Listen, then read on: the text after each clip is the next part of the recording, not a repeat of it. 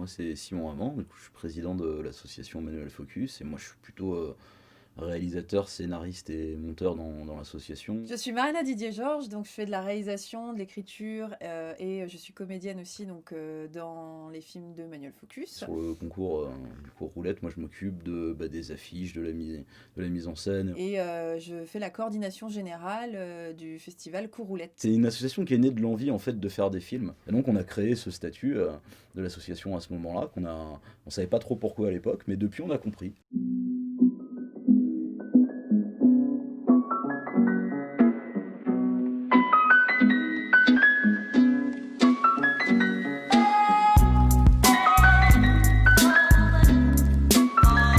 Alors, le Cours Roulette, c'est un concours à la base, donc, qui a été créé en 2011, où l'objectif est de faire un film en une semaine en y plaçant 4 éléments qui sont désignés au hasard par la roulette. Des thèmes obligatoires, des petites choses, mais finalement les gens ont le droit de raconter ce qu'ils veulent du moment qu'ils mettent la brosse à dents, le mec en peignoir. En fait, tout ça, c'est inspiré notamment d'un sketch de Mosinor sur le générateur de scénario de Luc Besson, comme s'il faisait tout le temps un peu les mêmes films, mais Un sauf qu'il flic variait. protège une pute En banlieue. Faire un film en une semaine, finalement on n'a pas le temps de réfléchir à tous les détails, du coup c'est une réflexion collective aussi. Il y a tout le monde, un film c'est pas que un réalisateur, c'est des acteurs, c'est des techniciens, c'est les gens qui sont venus filer un coup de main, c'est le réseau que les gens ont autour. Si le film ne pas respecter les règles, il est disqualifié du concours, mais on le passe quand même, parce que les gens ont pris du temps pour faire un film, et nous la seule reconnaissance qu'on peut leur donner c'est vous allez pouvoir le voir sur grand écran et le montrer à d'autres gens qui ont fait des films aussi. Ouais, d'avoir les retours physiques aussi, même des gens, d'écouter la salle, de voir si à un moment il y a quelque chose censé être drôle et que les gens rient. C'est surtout compliqué parce que y en a pour qui c'est pas très flatteur le cinéma amateur. En fait, c'est juste du cinéma qui est pas financé en fait.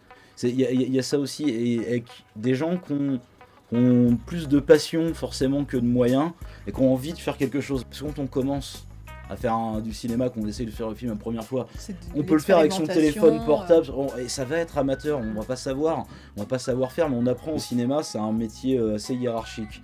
Quand on veut être cadreur, on va commencer par être deuxième assistant caméra, ce qui consiste à aller charger des batteries et à brancher des câbles.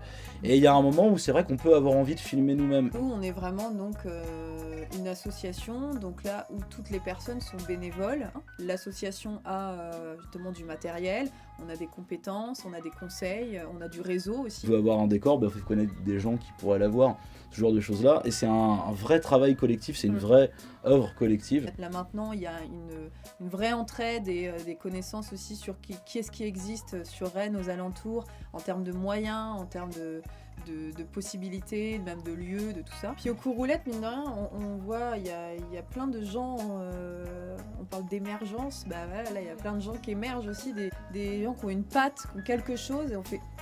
Notre but, c'est justement d'aider à faire un peu plus de films, qu'il y ait plus de films qui puissent se faire. Grâce à une petite subvention de la région et de la récup, on a réussi à se constituer un set de tournage quasi complet. Donc c'est des réalités qu'on connaît, d'avoir fait des films, de devoir chercher du budget, du matériel. On veut quand même construire une collaboration avec la personne, c'est pas juste on te prête un truc et on se revoit plus. Puis à un moment, il y a des films aussi qui peuvent pas se faire par d'autres biais que l'autoproduction.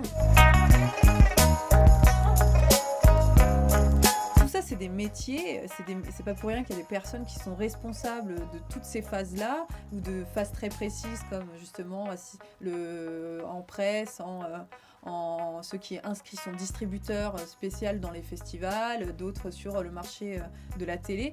Et c'est ça, vraiment, ça c'est la grosse difficulté, c'est comment on peut assumer toutes ces étapes pour amener un film. Rater la diffusion, ça c'est quelque chose de terrible. En termes de diffusion, je pense qu'il y a vraiment une nécessité en termes de mutualisation et d'échange, de partage d'expériences, de contact, là où on est peut-être encore trop individuel. Ce qu'il faut voir sur la diffusion aussi là-dedans, c'est qu'il y a quand même encore un décalage entre le cinéma, on va dire presque un peu plus amateur, où justement personne va avoir les compétences pour faire ça aussi, mais du coup ils se retrouvent en concurrence directe contre des gens qui eux sont en voie de professionnalisation, voire quasi professionnels. Des fois pas forcément toujours séparés ça c'est des films autoproduits, qui méritent juste d'être vus par des gens qui accepteraient de voir du film autoproduit, mais des fois te dire bah non, mais on peut les mélanger aussi, comme c'est la même discours que pour mélanger à un moment les genres documentaire, fiction et animation.